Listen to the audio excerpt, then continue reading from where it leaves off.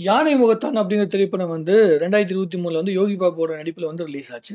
நம்மளுடைய ரமேஷ் அவர்கள் வந்து பார்த்தீங்கன்னா கேரக்டர் நடிச்சிருப்பாங்க. நம்மள ஊர்வசி மேடம் எல்லாமே சேர்ந்து நடிச்சிருப்பாங்க.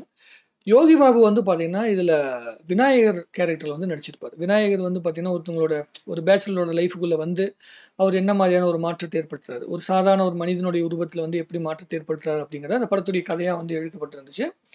இந்த திரைப்படம் வந்து இந்த ரீல்ஸ்ல வந்து ஒரு வாட்டி அ யோகி பாபு வந்து நம்ம ஊர்வசி மேடம் கிட்ட வந்து ஒரு எக்ஸ்ப்ளனேஷன் குடுப்பாரு.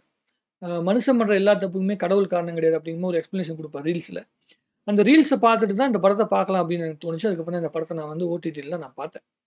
பார்க்கும்போது ஒரு பெரிய பெரிய இம்பாக்ட் கிரியேட் பண்ணுச்சு. பயங்கரமான திரைப்படம் அப்படிலாம் நான் சொல்ல மாட்டேன். ஒரு சாதாரண ஒரு ஃபீல் குட் ஃபிலிம் தான். நீங்க வந்து ஒரு எப்படி சொல்றதுன்னா, முகம் சுளிக்காம பார்க்கறதுக்கான ஒரு படமாக இந்த திரைப்படம் இருந்துச்சு அப்படின்னு சொன்னீங்கன்னா, அதில கொஞ்சம் கூட மாற்று கருத்து கிடையாது. இருக்க வாய்ப்பும் கிடையாது.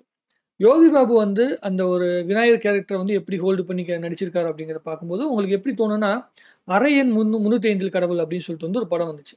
அந்த படம் வந்து பார்த்தீங்கன்னா, வந்தப்போ ஒரு பெரிய ஹிட் ஆவல. அந்த படம் பெரிய அளவுக்குலாம் பேசப்படல. ஆனா, அந்த படத்த வந்து எல்லாத்துக்கும் பிடிக்கும். ஏன்னா, அது பார்க்கும்போது கொஞ்சம் நல்ல இன்ட்ரஸ்டிங்கான ஒரு லைன்ல. ஸோ, அந்த மாதிரி இந்த திரைப்படமும் அத பேஸ் பண்ணி அதோட ஓரியன்டடா தான் இந்த படம் நகரும். அந்த மாதிரியே தான் கதை நகருது. ஆனா, இதுவும் வந்து இன்ட்ரஸ்டிங்கா எடுக்கப்பட்டிருக்கு. ஓரளவுக்கு வந்து பார்த்தீங்கன்னா, ஃபீல் குட் ஃபிலிம் மாதிரி.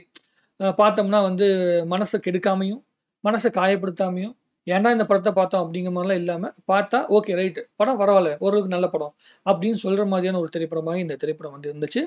யோகி பாபுக்கு இந்த வருஷத்துல வந்த படத்துல ரொம்ப முக்கியமான ஒரு படமா இருந்துச்சு. வெறும் காமெடினா மட்டுமே இல்லாம, இந்த படத்துல வந்து ஒரு குணச்சித்திர நடிகர் மாதிரி வந்து கெஸ்ட் அப்பியரன்ஸும் பிளஸ் குணச்சித்திர நடிகராவே வந்து பார்த்தீங்கன்னா, யோகி பாபு வந்து நடிச்சிருப்பாரு. ரொம்ப அழகாக எடுக்கப்பட்ட திரைப்படம். நீங்க இந்த படத்த வந்து 2023ல மிஸ் பண்ணியிருந்தீங்கன்னா, கண்டிப்பா வந்து பாருங்க. என்ன வந்து கவனம் ஈர்த்த படமாக இந்த திரைப்படம் இருந்துச்சு. ஒரு முறை கண்டிப்பாக பார்க்கக்கூடிய அளவுக்கு எடுக்கப்பட்ட திரைப்படமாக இருந்துச்சு. லோ பட்ஜெட்ல கண்டிப்பா அ எல்லாருமே ரசிக்கிற அளவுக்கு ஓரளவுக்கு ஒரு நல்ல திரைப்படமாக இந்த திரைப்படம் இருந்துச்சுன்னு சொன்னா, அதில மிகையில்ல.